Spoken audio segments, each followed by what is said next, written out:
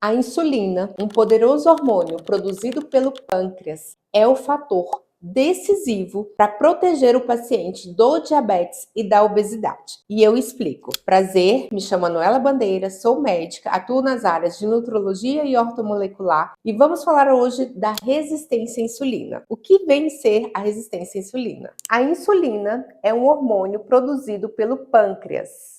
Quando o indivíduo se alimenta de certa quantidade de glicose, que é um macronutriente presente em certos alimentos, como o arroz, o feijão, bolos, doces e salgados, o nosso fígado, o nosso músculo e o tecido adiposo ainda é capaz de recrutar essa glicose para dentro da célula. Então, uma pequena quantidade de insulina pode empurrar uma grande quantidade de glicose para os nossos principais tecidos corporais. Contudo, se o indivíduo tem uma dieta rica em doces, refrigerantes, bolos e tortas, acontece que agora o pâncreas vai ter uma maior dificuldade para a liberação de insulina, predisponendo o paciente a ter uma resistência à insulina. Por isso, o paciente passa a produzir mais insulina pelo pâncreas e o pâncreas pode entrar em um déficit de produção de insulina. Dessa forma, a maior quantidade que o indivíduo com uma dieta totalmente desbalanceada não vai ser mais capaz de ser colocada dentro da célula pela insulina.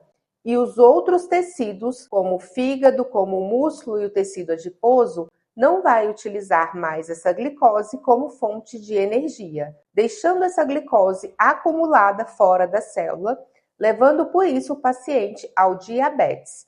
Por isso, o paciente que é obeso não tem mais a produção de insulina de forma adequada em pequena quantidade. Agora, o corpo produz muito mais insulina e mesmo assim dificultando o processo de armazenamento de glicose, a ser empurrada para os principais tecidos. Consequência disso são alguns sinais apresentados pela resistência à insulina.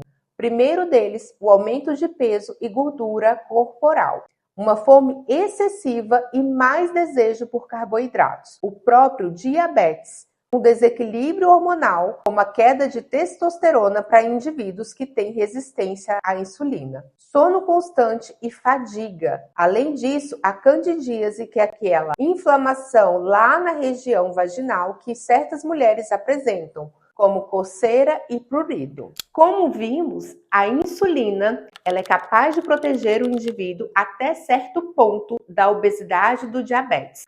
Quando essa produção de insulina está em demasiada quantidade, o nosso corpo perde a capacidade de proteção. Por isso, quando o indivíduo faz uma dieta adequada, rica em fibras, proteínas e exercícios, principalmente o aeróbico, acontece uma redução fisiológica da liberação de insulina pelo pâncreas. Dessa forma, o fígado vai compensar com mais glicose sendo liberada por ele para a corrente sanguínea como forma de compensação de energia. É toda uma fisiologia e um metabolismo protetor para evitar que o paciente venha a ter obesidade e diabetes. Se você gostou desse assunto, se inscreve nesse canal, ativa o sininho para você ter a medicina simplificada e principalmente assuntos sobre a nutrologia.